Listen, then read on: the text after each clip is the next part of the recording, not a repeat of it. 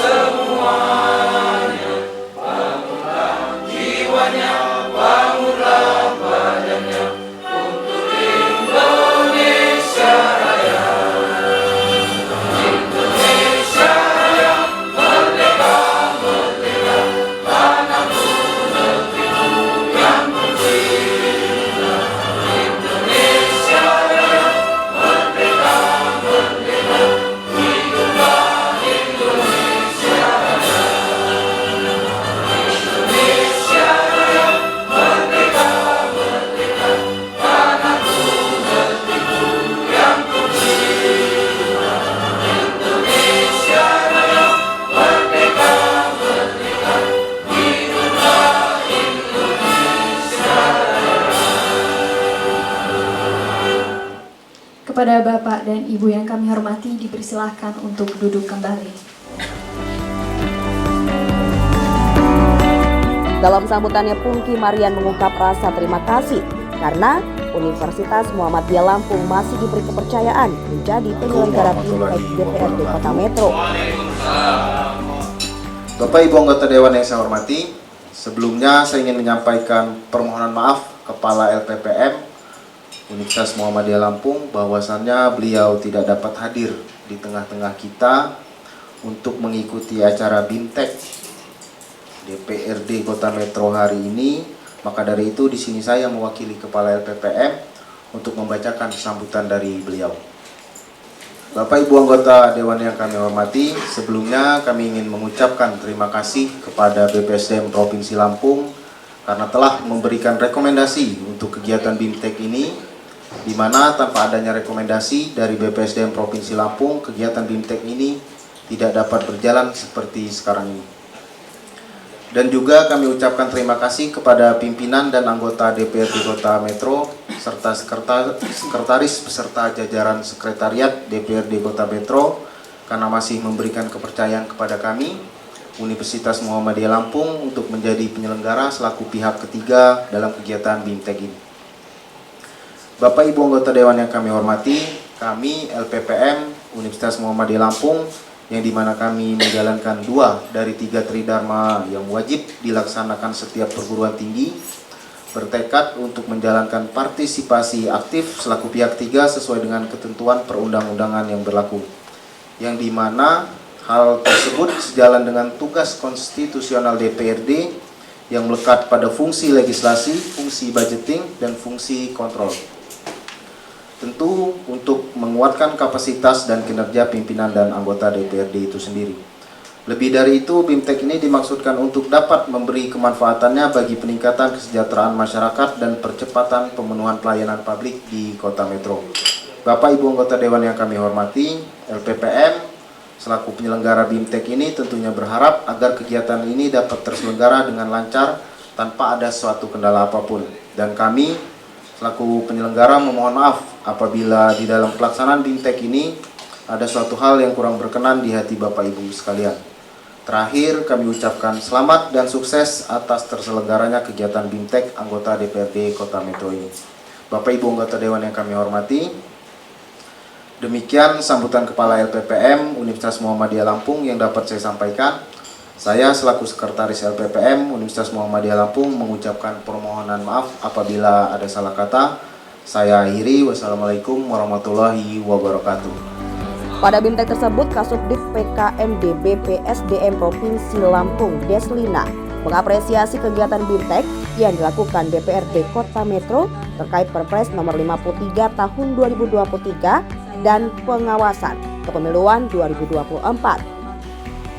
Sebelum saya membacakan sambutan dari Kepala Badan BPSDM Provinsi Lampung, perkenankan saya menyampaikan permohonan maaf dan salam hormat dari beliau dikarenakan ada kegiatan agenda gubernur yang tidak bisa diwakili.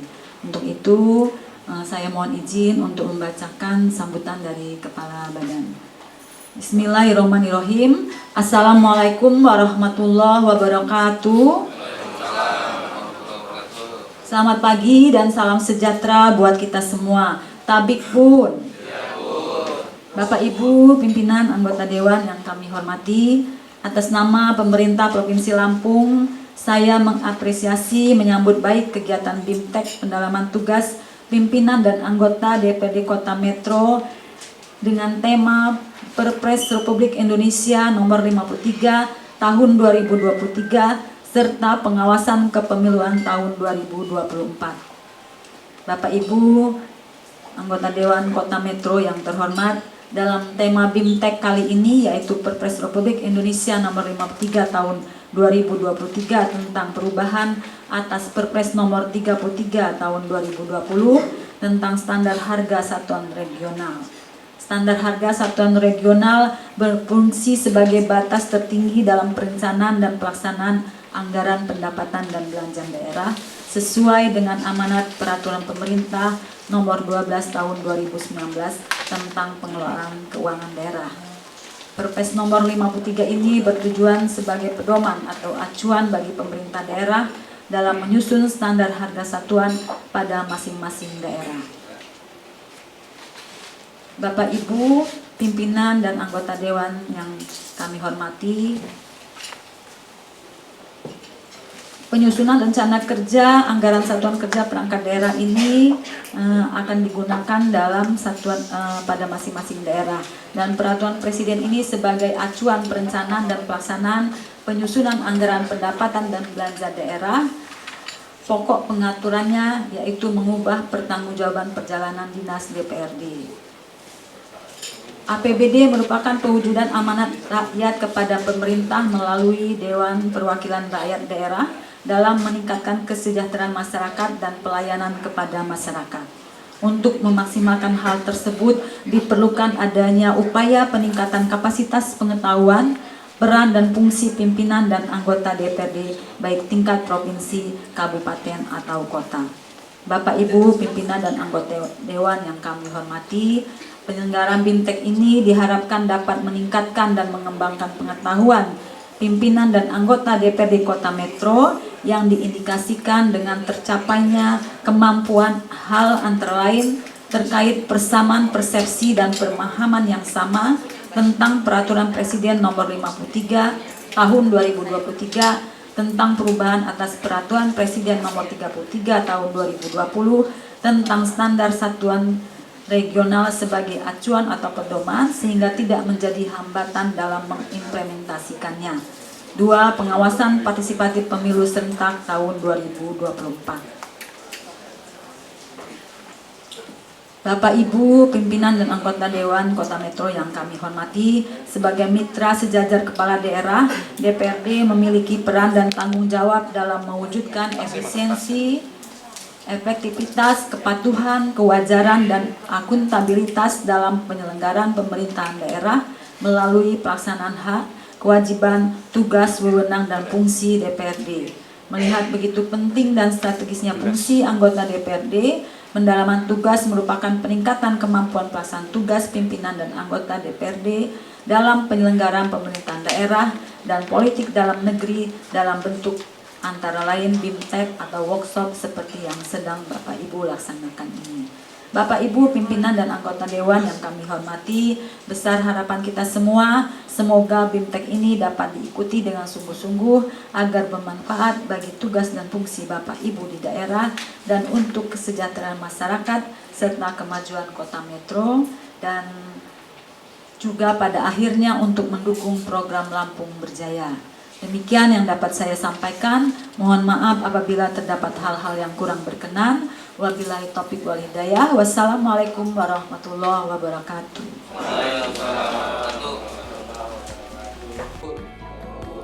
Dalam kesempatan ini, Ketua DPRD Kota Metro menyampaikan untuk meningkatkan kualitas dan kapabilitas DPRD, maka Perpres nomor 53 tahun 2023 harus segera dilaksanakan. Bismillahirrahmanirrahim. Assalamualaikum warahmatullahi wabarakatuh. Selamat pagi, salam sejahtera kita semua. Tapi pun karena Bu Deslina dan Pak Pungki mengajukan permohonan maaf karena mewakili, saya juga ingin menyampaikan permohonan maaf.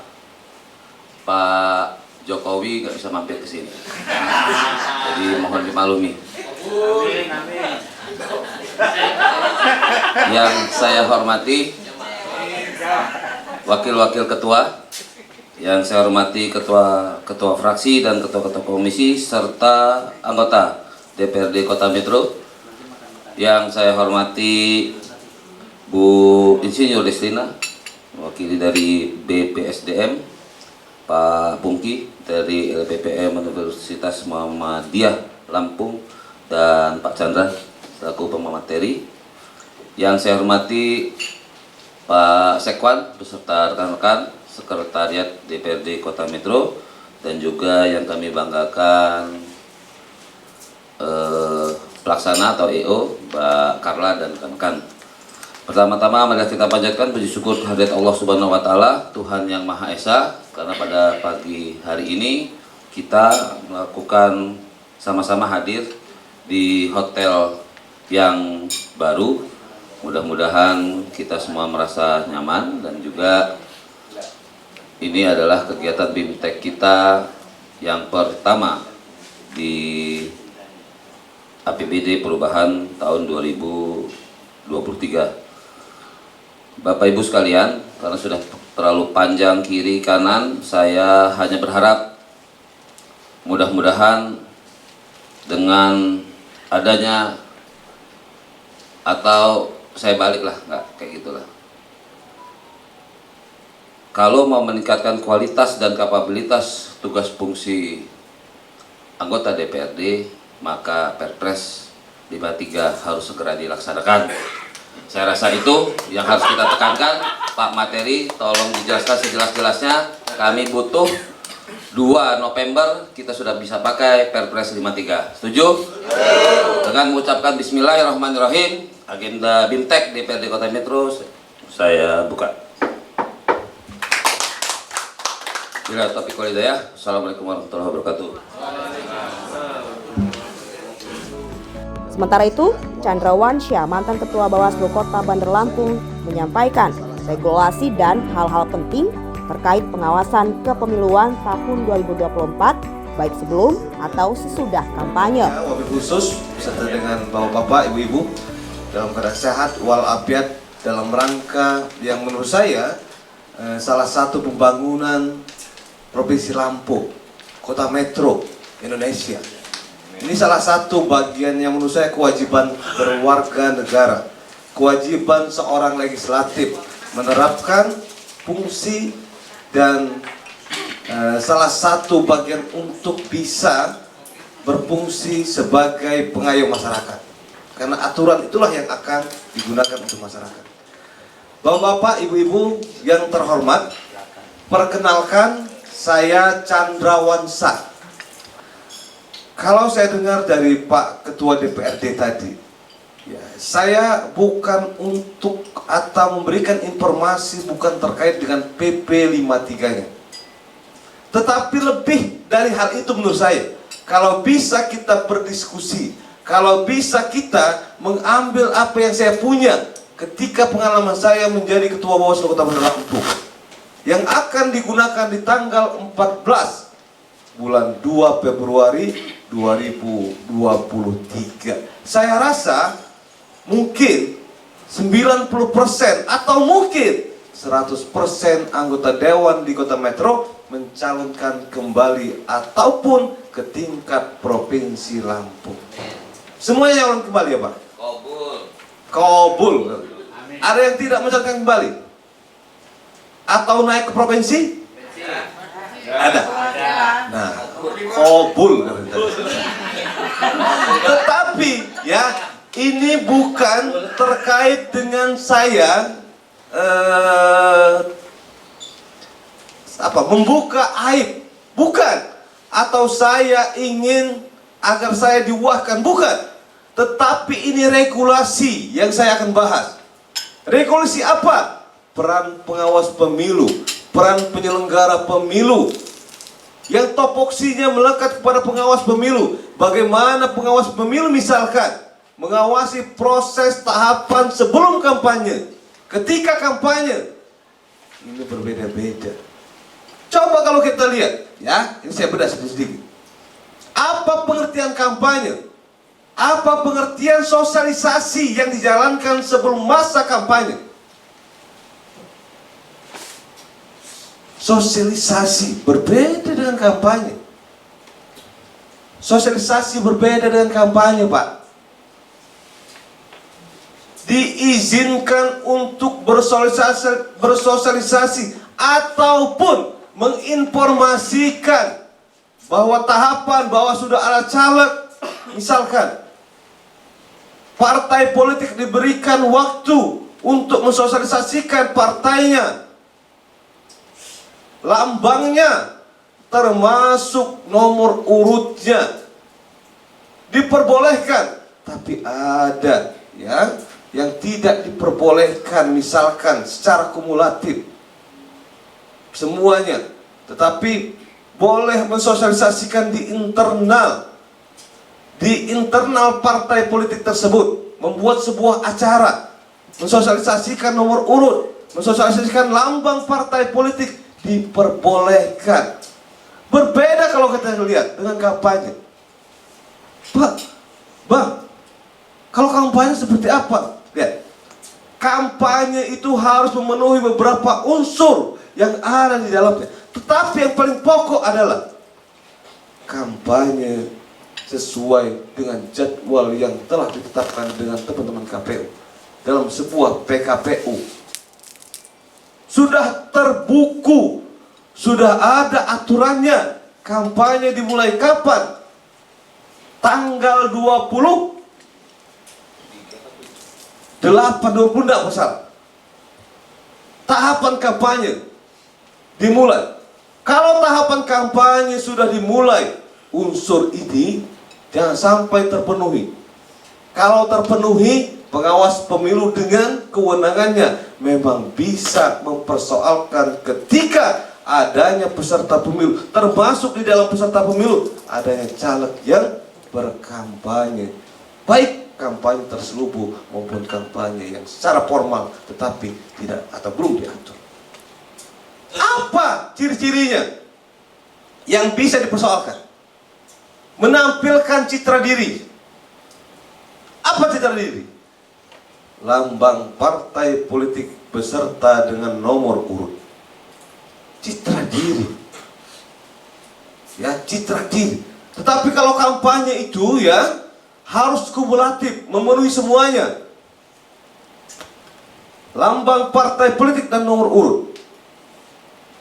Apalagi, ini yang pertama ini. Apalagi yang kedua? Adanya unsur mengajak untuk memilih. Mengajak untuk memilih. Ini kampanye. Yang ketiga, apa? Adanya visi dan misi yang dicantumkan.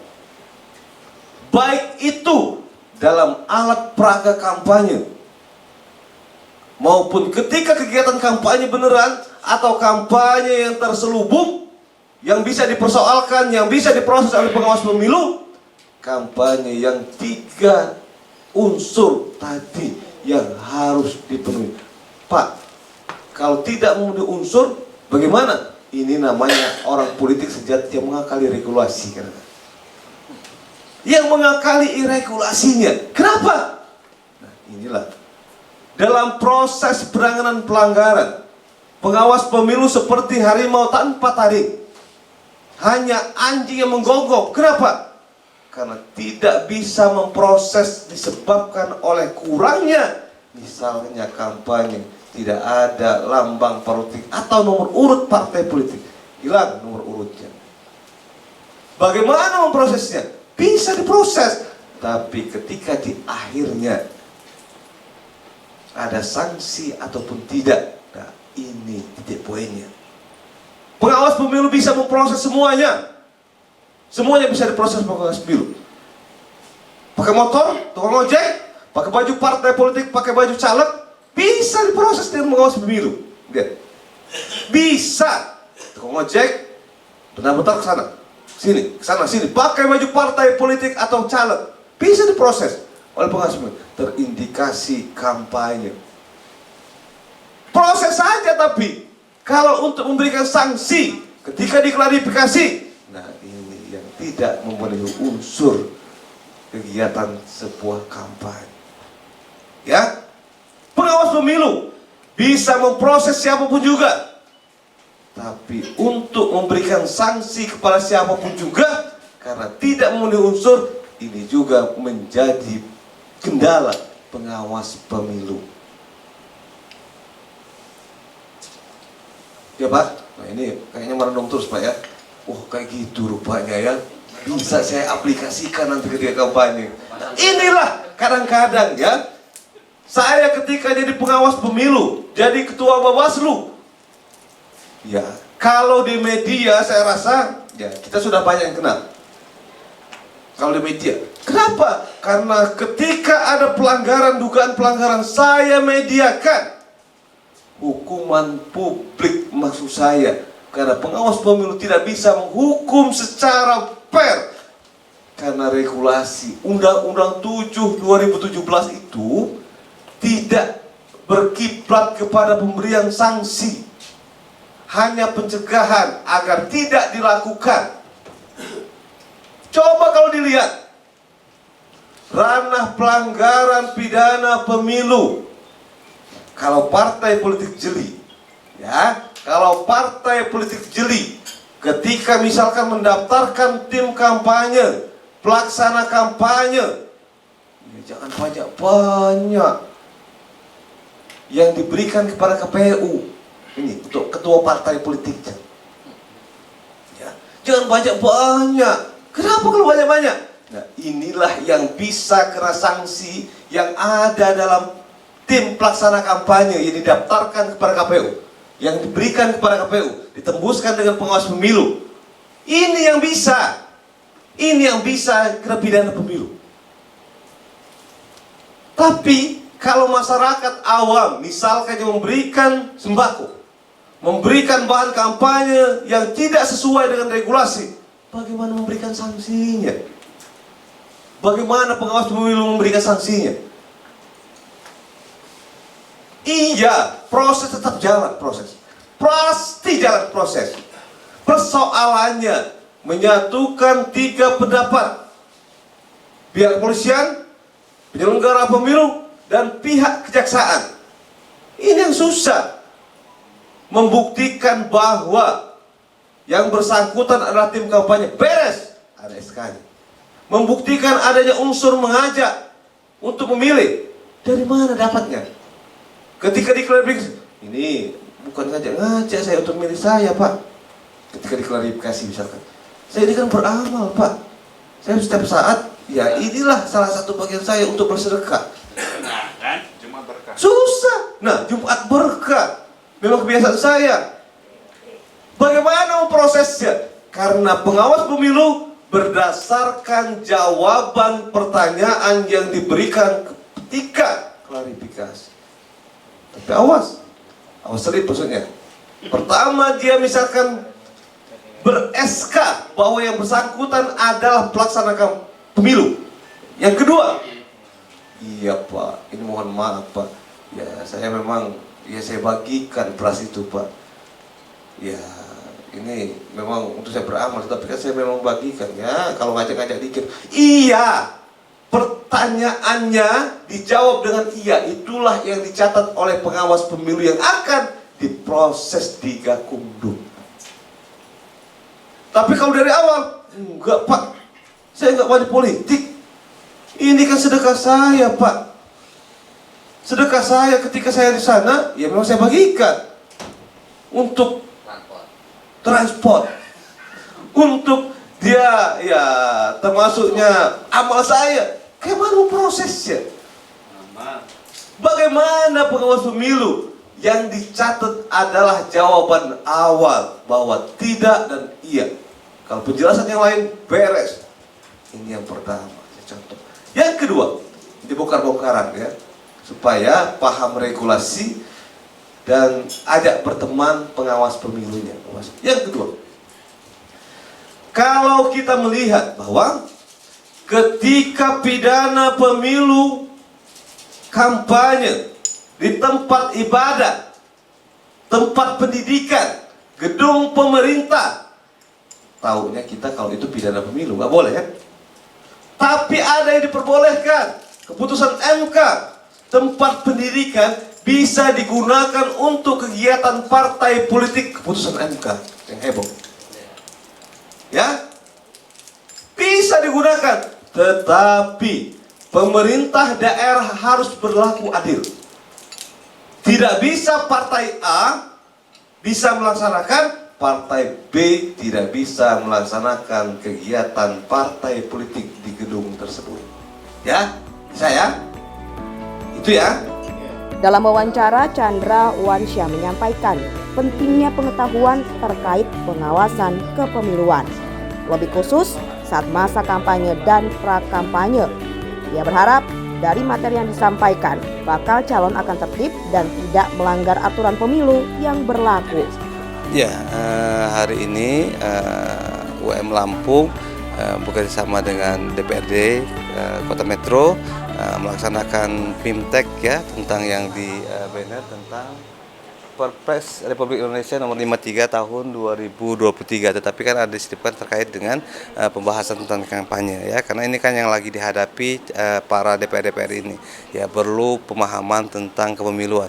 Saya memberikan materi tentang pengawasan ketika kegiatan kampanye 2024 nanti. Ya, ini sangat ya luar biasa menurut saya, karena memberikan pemahaman kepada DPR, karena kadang-kadang kan mereka ini kan malas untuk ya mengebaca, tetapi kan langsung teraplikasi ketika ya mereka mau mencalonkan kembali. Nah, ini yang saya berikan pemahaman kepada mereka agar nanti pada kegiatan kampanye, kegiatan mereka berpolitik tidak melanggar dan tertib terkait dengan sebuah aturan. Terkait hal itu, bagaimana untuk antusiasme dari para anggota DPR itu? Ya, karena saya kan beberapa kali bukan hanya di Metro saja, tapi di daerah lain juga memberikan ini, mereka antusias karena kan yang mereka lakukan, yang mereka dengarkan, yang mereka dapatkan dari pemberian materi ini kan langsung terasa dengan mereka. Oh, cara di dalam mereka melaksanakan kegiatan kampanye yang tidak melanggar itu harus seperti apa, bahan kampanye yang harus diberikan harus seperti apa, maksimal misalkan biaya atau bahan kampanye tadi berapa. Nah, ini kan mereka langsung berhadapan yang demikian, langsung dapat informasi demikian kan selaras yang mereka mau, karena mereka juga ya mencalonkan kembali. Ada yang bertahan atau mencalonkan diri di DPRD Kota Metro sendiri, dan ada yang mencalonkan ke DPRD Provinsi Lampung ya. Bagaimana Pak untuk harapannya kepada anggota DPRD Kota Metro yang hari ini memimpin?